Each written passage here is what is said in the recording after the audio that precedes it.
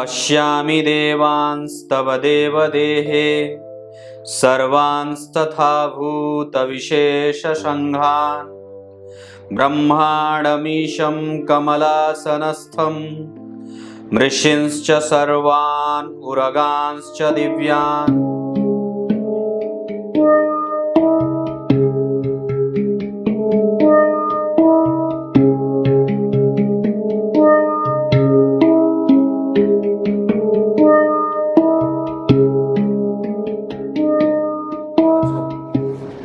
नमस्कार, एक बार फिर से उपस्थित हूँ आप सबके सामने सोमवार के बाद मंगलवार के कार्यक्रम में अस्त ग्रहों को लेकर के एक परिचर्चा ही कह सकता हूँ। शुरू करते हैं आज का कार्यक्रम। कहीं नहीं जाना है, बिल्कुल बन के रहिएगा। यूं झट से आपको ये छोटा सा कार्यक्रम लेकिन बहुत महत्वपूर्ण और अस्त ग्रहों को लेकर के आपके दिमाग में जो भी संशय बने हैं उसको क्लियर करने वाला होगा। निस्संदेह ये कार्यक्रम अवश्य ही पूरा देखने वाला है और देखना ही चाहिए। पंखत जब लग जाती है तो बीच से नहीं जाना चाहिए, ये मैं बार बार आप लोगों से आग्रह करता हूँ। और एक बात और है कि कुछ लोग मुझे ये कह रहे हैं कि पंडित जी आप राशिफल बनाया करिए। मैंने कहा कि देखता हूँ, जरूर ही आने वाले दिनों में सूर्य का राशिफल जरूर बनाऊंगा। सूर्य का राशि परिवर्तन जो प्रत्येक माह में होता है उस पर अवश्य ही कार्यक्रम बनाऊंगा।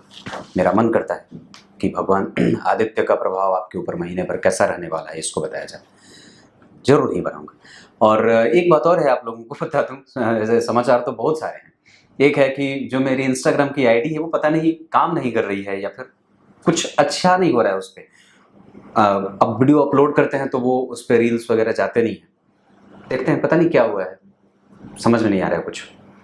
तो अगर कुछ होगा तो नया आईडी बना लूंगा या नया अकाउंट बना लूंगा, आप लोगों को बता दूंगा। मुफ्त में तो अकाउंट बनते हैं आजकल। आइए,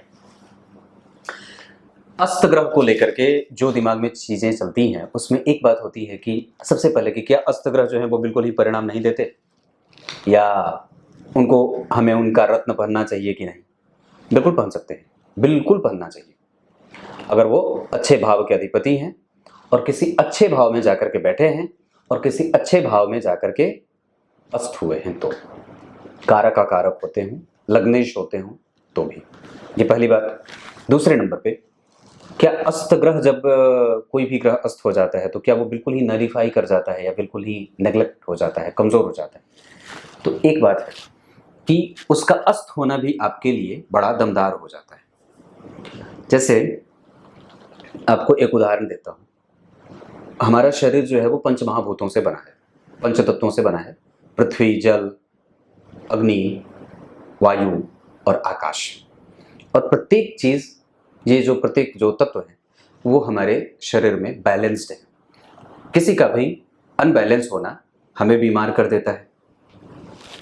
ठीक उसी तरीके से जब भी कोई ग्रह है वो विभिन्न तत्वों से मिलकर के बना है या तत्वों का वो निरूपण करता है। जैसे सूर्य, मंगल, ये अग्नि तत्व के ग्रह कहे जाते हैं। पृथ्वी तत्व में शुक्र आ जाते हैं, जल तत्व में चंद्रमा आ जाते हैं, वायु तत्व में गुरु आ जाते हैं। पर इनको भी अलग रख के आपको मैं एक और बात कहता हूं कि अस्त ग्रह एक लाइन की बात है और सबसे अच्छी बात और सबसे एकदम वन लाइनर, इसको याद कर लीजिए। जब भी कोई ग्रह अस्त होता है इसका मतलब ये नहीं है कि वो बिल्कुल ही परिणाम शून्य है। इसका अर्थ ये होगा कि वो ग्रह जिस भाव का अधिपति है हो सकता है कि वो उस भाव का परिणाम कमजोर करे, लेकिन अपने कारक क्षेत्रों का वो परिणाम देता रहता है। जैसे बुध, मान लीजिए आपकी कुंडली में लग्नेश बुध हो गए। यहां मैंने ग्रहों की डिग्रियां बताई हैं। जैसे सूर्य से अगर 12 डिग्री के अंतर पे, 12 डिग्री के अंतर मतलब सूर्य और चंद्रमा के बीच जो अंशों का भेद है, अगर 12 डिग्री के अंदर में है तो चंद्रमा अस्त हो जाते हैं। ठीक गुरु 11 डिग्री के अंतर पे अगर होते हैं तो अस्त हो जाते हैं। बुध 13, शुक्र 10, शनि 15 और मंगल जो है वो 17 डिग्री पे अस्त हो जाते हैं उनके निकट जाकर के। लेकिन कहने का मतलब ये तो वो अंश की बात है कि चलो इतने डिग्री पे वो ग्रह अगर बैठा है तो वो सूर्य से अस्त हो जाता है और अपने परिणामों को विकलता से देने लगता है या विकल हो जाता है। वो अपनी रोशनी देना चाहता है, वो अपने तत्वों को बिखेरना चाहता है। हमारे शरीर में उसकी विद्यमानता उपस्थित दिखाना चाहता है कि मैं हूं, लेकिन वो चूंकि ऐसे ग्रह के समीप चला जाता है जो उसको सामने आने ही नहीं देता, इस वजह से वो ग्रह अस्त हो जाता है, जिसे विकल भी कह सकते हैं। अवस्थाएं होती हैं ग्रह की, उस पर भी कभी चर्चा करूंगा। पर आज जो मैं आपको अस्त ग्रह को लेकर के बताऊंगा उसमें यह बात है कि वो ग्रह पक्के तौर पे अपने कारक क्षेत्रों का परिणाम देता रहता है। जैसे बुध अगर आपकी कुंडली के लग्नेश होंगे और अस्त होंगे तो इसका मतलब ये नहीं होगा कि वो बुद्धिमत्ता में कमजोरी करेंगे, ऐसा नहीं है। ऐसा हो सकता है कि वो आपकी कुंडली में जिस भाव के अधिपति हैं, अगर वो भाग्य भाव के अधिपति हैं तो ऐसा संभव है कि वो भाग्य का बल कमजोर करे। हो सकता है आपके उच्च शिक्षा के क्षेत्र में कमजोरी करे। हो सकता है अगर लग्न के अधिपति हैं तो आपके नेचर को कोई उसका एक नेचर को एक जैसे होता है ना उसको की रूपरेखा ना दे पाए। धन भाव के अधिपति हैं तो हो सकता है कि, या वाणी भाव के अधिपति हैं तो हो सकता है कि आपकी वाणी को कमजोर करें, आपके बोलने की शैली कमजोर हो, या फिर आप हकला करके बोलें, वाणी का प्रभाव कमजोर हो, उसमें पापग्रहों का असर होगा तो अलग प्रभाव होगा। लेकिन अगर वो जिस भाव के अधिपति, अगर तीसरे भाव के अधिपति हैं तो आपको कम्युनिकेटिव नहीं बनने देंगे, चौथे भाव के अधिपति हैं तो आपके माता से संबंधित संबंधों को कमजोर करेंगे, आपको मानसिक अशांति का कारण बना देंगे। पंचम भाव के अधिपति होंगे और अस्त हो जाएंगे तो एजुकेशन में बाधाएं उपस्थित करेंगे। पर इसका मतलब ये नहीं है कि व्यक्ति इंटेलिजेंट कम होगा या फिर उसके प्रामाणिकता में कोई कमजोरी होगी।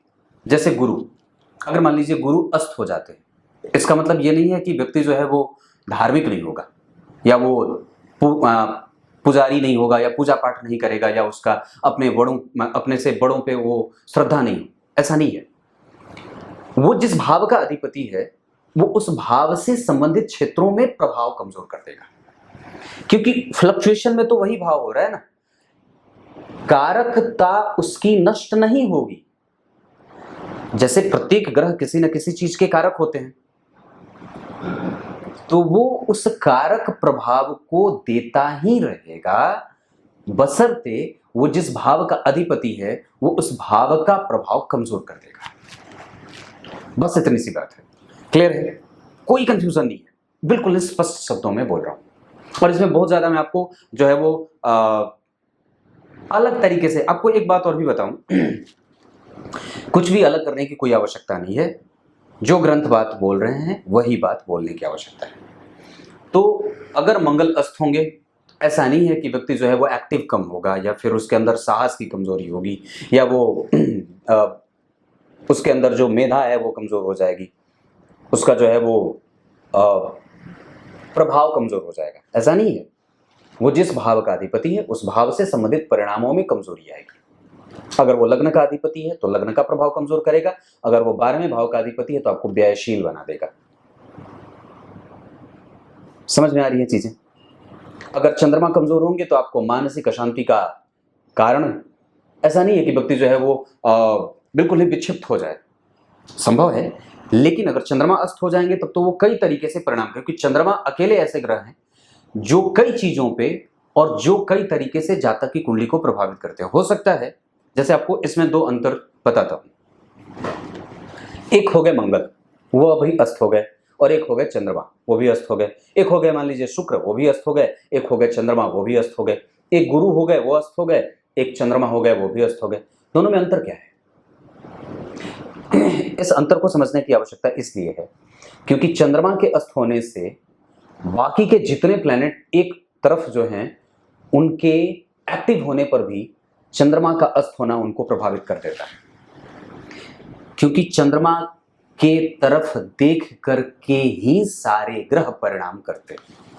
अगर आपकी कुंडली में चंद्रमा इकलौता ग्रह है जो अस्त हो गया तो यकीनन आपको ये भरोसे के साथ ये बात कह सकता हूं कि बाकी के सारे ग्रह उतने बेहतरीन परिणाम की स्थिति में नहीं जाते या नहीं दे पाते जितना वो चंद्रमा के एक्टिव होने पे देते हैं, क्योंकि सारे ग्रहों को जो बल मिलता है वो चंद्रमा से मिलता है।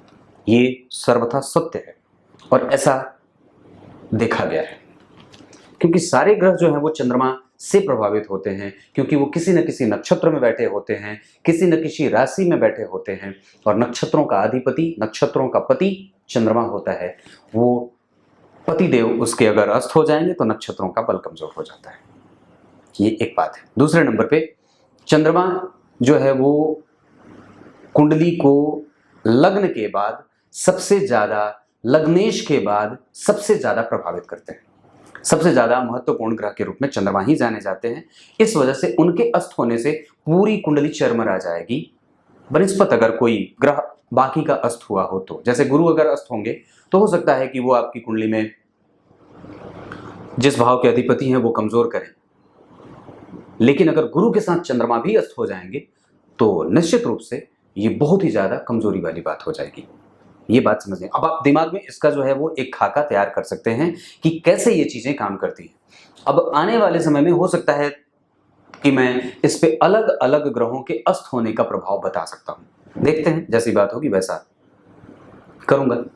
अब आइए आपको गीता जी के श्लोक का अर्थ बता देता हूं। गीता जी के 11वें अध्याय के 15वें श्लोक में भगवान ने बात कही। क्या कही है? भगवान नहीं, अर्जुन ने यहाँ पे भगवान के जितने भी स्वरूप हैं उसमें ब्रह्मा जी को देखा, शिव जी को देखा, भगवान भोलेनाथ को देखा और समस्त ब्रह्मांड की शक्तियों को वहीं से उत्पन्न होते हुए देखा है। बस इतनी सी बात है जो उन्होंने देखा है। अब कुछ इसी तरीके से आज के कार्यक्रम का समापन करते हैं, क्योंकि आप जरा विचार करके देखिए, जितनी भी चीजें आप देखते हैं, चाहे आपके सुंदर होने का हो या कोई भी चीज जो अच्छी है, वो कहाँ से निकली है? वो वहीं से तो निकली है। और वस्तुतः अगर कोई व्यक्ति बहुत सुंदर है या कोई चीज बहुत अच्छी है, कोई भी प्रकृति का कोई एक ऐसा कोना जो बहुत ही विलक्षण है, अद्भुत है, दैदिव्यमान है, बहुत बेहतरीन है, तो सीधी बात है कि वो प्रकृति के द्वारा ही रचा बसा गया है और वो उसी में विलुप्त भी हो जाएगा। कुछ इसी तरीके से आज के कार्यक्रम का समापन करते हैं। तब तक के लिए इजाजत दीजिए। कल एक बार फिर से उपस्थित होंगे आप सबके सामने। ये ज्योतिषीय सूत्र बड़ा ही काम का है, जो आपको अस्त ग्रहों के बारे में सोचने, देखने, समझने का नजरिया बदलेगा। इस पे अलग से विस्तार से कार्यक्रम आने वाले दिनों में बनाऊंगा, जो अलग अलग प्रकार से अलग अलग भावों पे बनाऊंगा। देखूंगा, जैसा भी होगा बताऊंगा आप लोगों को। तब तक के लिए बहुत बहुत नमस्कार।